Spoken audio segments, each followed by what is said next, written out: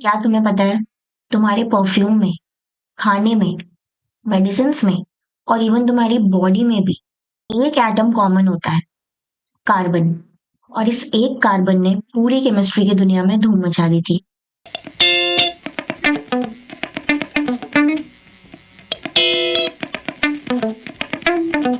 अब हम स्टार्ट करने वाले हैं organic chemistry, some basic principles and techniques. इस वीडियो में हम कवर करेंगे हिस्टोरिकल बैकग्राउंड और ऑर्गेनिक केमिस्ट्री क्या होती है, इतनी ह्यूज क्यों होती है, टेट्रा वैलेंसी, पाई बॉन्ड, इन सब के बारे में। So let us begin with our first topic. बहुत टाइम से ये माना जाता था कि प्लांट्स, एनिमल्स, मिनरल्स, इन सब से हमें कुछ कंपाउंड्स मिलते हैं। फिर फर्दर उन कंपाउंड्स को दो कैटेगरीज में क्लासिफाई किया, ऑर्गेनिक और इनऑर्गेनिक। बहुत पहले ये बिलीव किया जाता था, मतलब अर्ली 19th सेंचुरी में ये बिलीव किया जाता था कि ऑर्गेनिक कंपाउंड्स जो है वो सिर्फ हमें प्लांट्स या एनिमल्स से मिल सकते हैं, मतलब हम इसे सिंथेसाइज नहीं कर सकते। और इस बेसिस पे बर्जीलियस, एक स्वीडिश केमिस्ट ने अपनी एक थ्योरी दी जिसे बोला गया वाइटल फोर्स थ्योरी। और उनके अकॉर्डिंग ऑर्गेनिक कंपाउंड बनाने में एक मिस्टीरियस फोर्स लगता है, इसीलिए उसको वाइटल फोर्स बोला गया। अब ये मिस्टीरियस फोर्स की वजह से एनिमल और प्लांट से हम ऑर्गेनिक कंपाउंड्स को निकाल सकते हैं पर बना नहीं सकते कभी भी, राइट। तो बहुत टाइम तक ये थ्योरी मानी गई, लेकिन इसके बाद क्या हुआ, 1828 में वोलर ने एक्सीडेंटली सिंथेसाइज कर दिया यूरिया अपने लैब में, राइट। तो इससे अब एकदम से सारी चीजें उल्टी हो गई, मतलब जो वाइटल फोर्स वाली बात हो रही थी वो अब डिस्कार्ड होगी, क्योंकि ऑर्गेनिक कंपाउंड्स अब हम सिंथेसाइज कर पा रहे हैं। तो उनके बाद बहुत सारे और ऑर्गेनिक कंपाउंड को सिंथेसाइज करके देखा गया, तो वो सब बन गए। तो यहां से हम शिफ्ट हुए मॉडर्न ऑर्गेनिक केमिस्ट्री की तरफ। मतलब ये जो वाइटल फोर्स वाली थ्योरी है ये तो पूरी तरह से डिस्कार्डेड है। कोई भी ऐसे फोर्स नहीं है जिसे हम नहीं लगा सकते हैं कंपाउंड बनाने। मतलब सबसे पहले आई वाइटल फोर्स थ्योरी, जिसमें बताया कि कोई इंडिजीनियस फोर्स होते हैं जो कि ऑर्गेनिक कंपाउंड बनाते हैं प्लांट्स और एनिमल के अंदर, हम नहीं बना सकते। तो अब वो डिस्कार्ड हुई क्योंकि वोलर ने एक एक्सपेरिमेंट किया, मतलब एक्सीडेंटली उनसे यूरिया सिंथेसाइज हो गया, ठीक है। अब यूरिया फॉर्मेशन हुआ तो उसके बाद ही हमारे पास मॉडर्न ऑर्गेनिक केमिस्ट्री, ठीक है। अब ये सारी चीजें हो गई तो जो ऑर्गेनिक कंपाउंड हमने माने थे उसने अपनी सिग्निफिकेंस को, तो ओरिजिनलिटी को लूज कर दिया। तो अब हमें क्या जरूरत है, फिर से इनको रिवाइज करने की कि क्या होते हैं एक्चुअल में ऑर्गेनिक कंपाउंड। ये हमारे लिए जरूरी तो है, मतलब हमारे आसपास जितनी भी चीजें हैं, हमारी बॉडी, सारी चीजों में ऑर्गेनिक कंपाउंड जरूर होते हैं। और वो ऑर्गेनिक कंपाउंड का मेजर जो कंपोनेंट है वो क्या है, कार्बन और हाइड्रोजन, राइट। तो यहां से हमने निकाली ऑर्गेनिक केमिस्ट्री की नई डेफिनेशन। तो according to that organic compound सबसे पहले तो क्या होते हैं, कुछ ऐसे कंपाउंड्स जो कार्बन और हाइड्रोजन से मिलके बनते हैं। अब इनमें कुछ और चीजें भी ऐड होंगी, XYZ कुछ भी हो सकती है, राइट। तो होल सोल मोटा मोटा देखे तो ऑर्गेनिक कंपाउंड क्या है, ये वाले हाइड्रोकार्बन या इसके डेरिवेटिव। और इस चीज को पढ़ने वाली जो केमिस्ट्री है, कार्बन और उसके कंपाउंड्स को, उसे हम बोलते हैं ऑर्गेनिक केमिस्ट्री, राइट। अब ये क्यों जरूरी है, क्यों हम पढ़ रहे हैं, क्योंकि ऑर्गेनिक केमिस्ट्री में बहुत सारे जो ऐसे मॉलिक्यूल्स है जो हमारी लाइफ के लिए बहुत वाइटल है, जैसे DNA, प्रोटीन, कार्बोहाइड्रेट, फैट्स और बहुत सारी चीजें जो हमारे आसपास भी हैं, वो सारी चीजें ऑर्गेनिक होती हैं। और जो फ्यूल्स होते हैं, पॉलीमर्स, डाइस, फाइबर, डिटर्जेंट, इन सब में भी ऑर्गेनिक कंपाउंड यूज होते हैं, राइट। तो इसीलिए हम इसे मेजर ब्रांच के फॉर्म में पढ़ते हैं। देखो, हम इसे एक चैप्टर के फॉर्म में भी पढ़ सकते थे ऑर्गेनिक केमिस्ट्री, लेकिन ऑर्गेनिक केमिस्ट्री इतनी ज्यादा ह्यूज क्यों है, मतलब इसकी एक अलग से ही बुक है, एक नहीं बहुत सारी बुक्स हैं, पर तुम अभी एक पार्ट में इसे पढ़ते हो। तो ये इतनी ज्यादा ह्यूज कैसे, ऐसा क्या कमाल है कार्बन के अंदर। तो देखो, कार्बन क्या होता है, इसका इलेक्ट्रॉनिक कॉन्फ़िगरेशन पहले हम देख लेते हैं। 2 4 6 इलेक्ट्रॉन्स होते हैं इसके पास। तो इसे कैसे अरेंज किया, सबसे पहले 2, वो वाला मैजिक नंबर्स वाला फंडा मैंने एक वीडियो में बताया था, 2 8 8 18 18 32, ये वाला।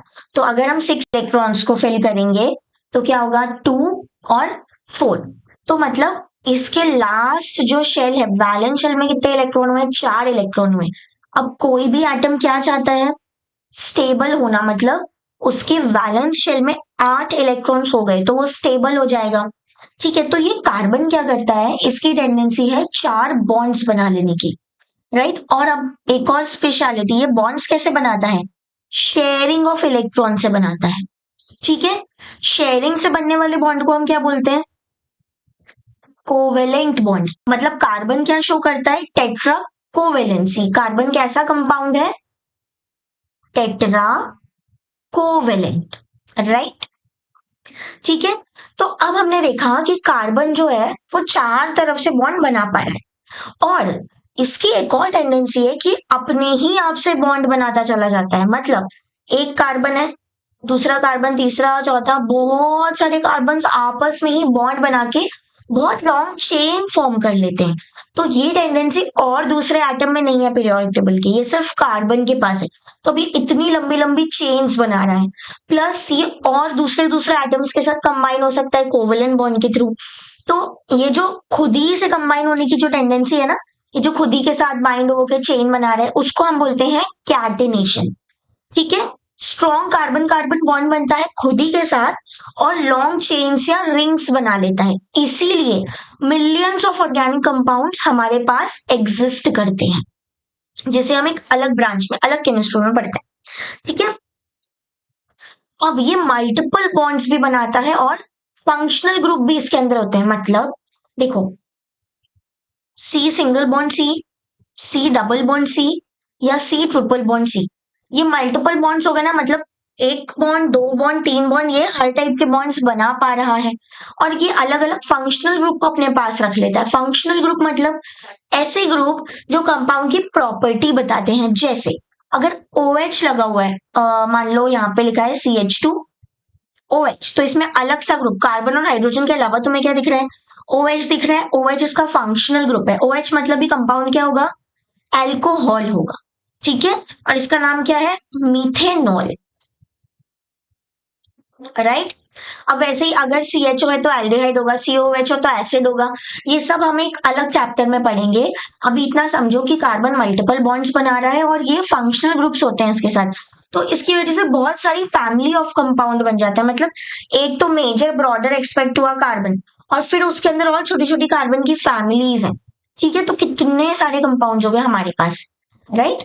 और हाइब्रिडाइजेशन और मल्टीपल बॉन्डिंग करने की वजह से ये जो कंपाउंड्स हैं इनके अलग अलग शेप्स होते हैं और रिएक्टिव होते हैं। अब ऐसा नहीं कार्बन का हर कंपाउंड का शेप एक जैसा होगा और वो एक ही तरह से रिएक्ट कर रहा होगा दूसरे कंपाउंड से, नहीं। सबकी रिएक्टिविटी अलग है, शेप्स भी अलग है, जो हम अभी आगे देखने वाले हैं, राइट। देखो, जैसा मैंने बताया था, टेट्रावेलेंट होता है कार्बन। ठीक है, एक स्पेशल पावर होती है इसके पास, इसीलिए ये major huge amount of compound बना लेता है। एटॉमिक नंबर 6 हमने फिल करके देख लिया। 1s2 2s2 2p2 मतलब 2 और 4, राइट। 4 वैलेंसी है इसकी, कोवेलेंट बॉन्ड्स बना रहा है और स्टेबल ऑक्टेट अपना अचीव कर रहा है। जैसे ही 8 इसके पास इलेक्ट्रॉन होंगे शेयरिंग के थ्रू, तो ये स्टेबल हो जाएगा, फिर फर्दर रिएक्शन नहीं करेगा। ठीक है, तो इसीलिए ये जो हैलोजेंस है ना, इनके साथ भी बॉन्ड्स बना लेता है, और जो इलेक्ट्रोनेगेटिव एटम्स है उनके साथ भी ये अच्छे से बॉन्ड्स बना लेता है, राइट।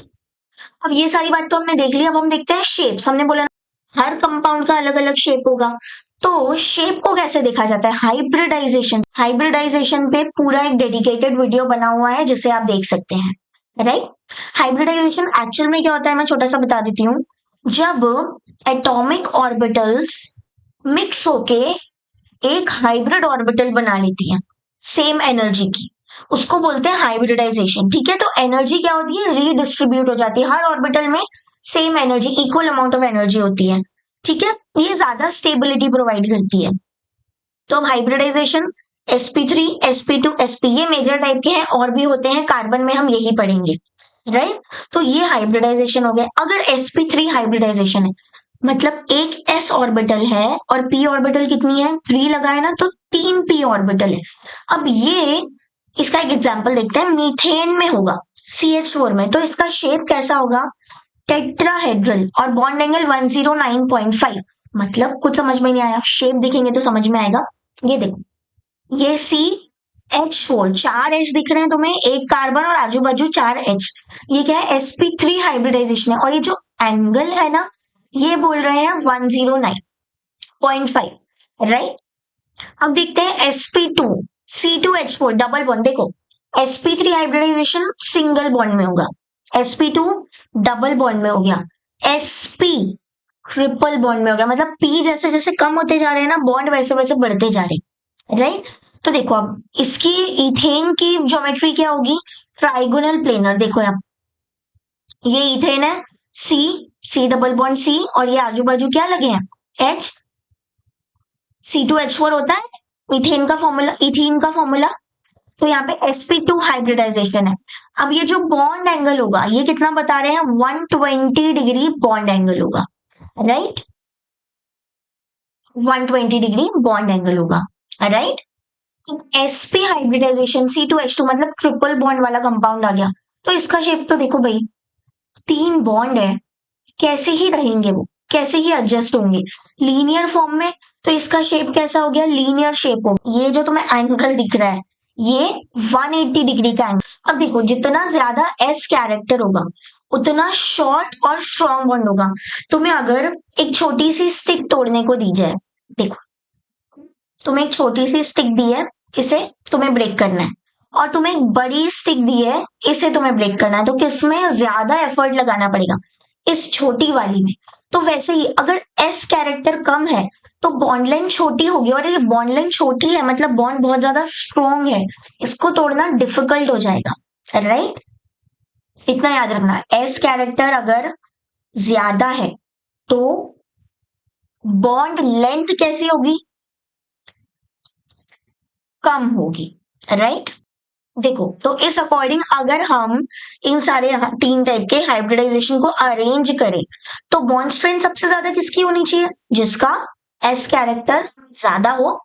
sp में देखो भाई 50-50% है, p बढ़ गया, यहाँ पे p और बढ़ गया, तो S कैरेक्टर तो इसमें ज्यादा दिख रहा है sp में, मतलब sp वाली स्ट्रेंथ ज्यादा हुई, उससे कम sp2 और सबसे कम sp3 को तोड़ना इजी है, और ये डबल और ट्रिपल बॉन्ड को तोड़ना डिफिकल्ट है, राइट। अब ये जो हमने अभी पाई बॉन्ड्स पढ़े हैं, पाई बॉन्ड्स हमने एक पूरे फुल वीडियो में पढ़े हुए हैं, यहाँ पे मैं छोटा सा बता देती हूँ। देखो ये जो डबल बॉन्ड्स बने हुए हैं ना, इसमें एक होता है सिग्मा, एक होता है पाई, यहाँ भी सिग्मा और एक पाई, राइट। तो ये जो पाई बॉन्ड बन रहे हैं, बनते कैसे एक्चुअल में, पहले छोटा सा देख लेते हैं। ये p ऑर्बिटल है, वो ऐसे ऐसे एक्सिस पे है पैरेलल, तो वो कैसे कंबाइन होगी, नहीं हो पाएगी हेड ऑन, तो वो ऐसे ओवरलैपिंग करेगी, इसको बोलते हैं साइड वाइज ओवरलैपिंग, और इस साइड वाइज ओवरलैपिंग की वजह से बनता है पाई बॉन्ड, राइट। अब क्योंकि हेड ऑन ओवरलैपिंग नहीं है भाई, हेड ऑन ओवरलैपिंग अगर होती तो कितना स्ट्रॉन्ग बॉन्ड हो जाता, लेकिन साइड वाइज हो रही है तो बॉन्ड वीक है, तो मतलब पाई बॉन्ड हमारा वीक होता है, राइट। और पाई बॉन्ड बनाने के लिए क्या होना चाहिए, एटम्स को सेम प्लेन में होना चाहिए, ताकि प्रॉपर ओवरलैपिंग हो पाए। अगर एटम अलग अलग कहीं भी जा रहे हैं तो ओवरलैप कैसे होगा, ठीक है। और पाई बॉन्ड बनने के बाद जो इलेक्ट्रॉन क्लाउड है वो ऊपर नीचे आ जाता है, मतलब देखो ये 2 p ऑर्बिटल है, अब इसके बाद ये ओवरलैप हुई, तो ये जो इनका इलेक्ट्रॉन क्लाउड है, ये एक ऊपर है एक नीचे दिख रहा है, क्यों, क्योंकि ये जो बीच वाला एरिया है ना, इसे नोड बोलते हैं। तो ये वाला बीच वाला एरिया अगर ओवरलैप हो भी रहा है तो कोई खास हमें फर्क नहीं पड़ रहा है इससे, यहाँ पे नोड ही बन रही है। तो नोड मतलब जहाँ पे इलेक्ट्रॉन होने की डेंसिटी 0 होती है, ठीक है। तो इसीलिए जो इलेक्ट्रॉन क्लाउड है, मतलब इलेक्ट्रॉन मिलने की जो प्रोबेबिलिटी है, इलेक्ट्रॉन डेंसिटी, वो ऊपर ये यहाँ पे जो ओवरलैप हुआ था और नीचे होती है, राइट। अब अगर तुम इस पाई बॉन्ड को रोटेट करना चाहोगे तो ये रोटेट होगा, नहीं होगा। अगर इसको तुमने रोटेट किया तो ये बॉन्ड टूट जाएगा, पर रोटेट नहीं होगा, मतलब रोटेशन इसके लिए रेस्ट्रिक्टेड है, राइट। अगर हम एक एग्जांपल देखें इथीन का, CH2 डबल बॉन्ड CH2, ठीक है, ये प्लेनर मॉलिक्यूल होता है, मतलब एक ही प्लेन में इसके ऑर्बिटल्स लोकेटेड है, और रोटेशन जो है C डबल बॉन्ड C के अराउंड पॉसिबल नहीं है, प्लेनर होना चाहिए। अभी जैसा हमने देखा है कि अगर प्लेनर नहीं होगा तो ओवरलैपिंग कैसे होगी, राइट। तो ये प्लेनर भी है और रोटेशन भी इसका पॉसिबल नहीं है, तो आज हमने सिर्फ ऑर्गेनिक केमिस्ट्री का एक बेसिक इंट्रोडक्शन, उसकी हिस्ट्री इवॉल्व कैसे हुई वाइटल फोर्स थ्योरी से, फिर वोलर ने एक्सपेरिमेंट किया, फिर हमारे पास मॉडर्न ऑर्गेनिक केमिस्ट्री आई।